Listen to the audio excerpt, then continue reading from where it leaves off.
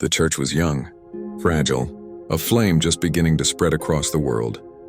Believers were united. One heart, one mind. No one claimed their possessions as their own.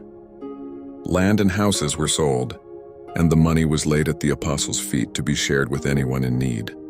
But not everyone was honest. Ananias and his wife Sapphira watched the others. They saw the respect given to those who gave generously, and they wanted that same honor. So they sold a piece of land, but instead of bringing all the money, they quietly held some back, just a little. No one would notice.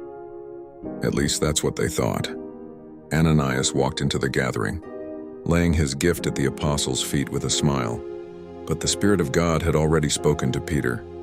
The room grew heavy. Peter's eyes locked onto him. Ananias, why has Satan filled your heart to lie to the Holy Spirit the land was yours to keep? The money was yours to give or not give, but you chose to lie, not to men but to God. The words cut like a blade. Ananias's face went pale. His knees buckled, and in an instant he collapsed to the floor, dead. Shock spread like wildfire.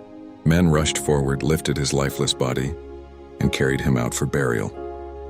Hours passed. His wife Sapphira entered the room, unaware of what had happened. Peter turned to her, his voice calm but sharp. Tell me, Sapphira, was this the full price you and your husband received for the land? Her lips curled into the same lie. Yes, that was the full price. Silence. Then Peter spoke again, grief in his tone.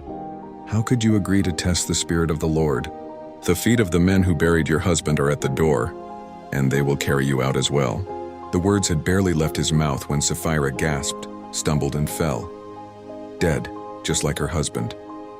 The men returned, saw her body, and carried her out to lie beside Ananias in the grave. Fear gripped the entire church. Fear spread through everyone who heard of it.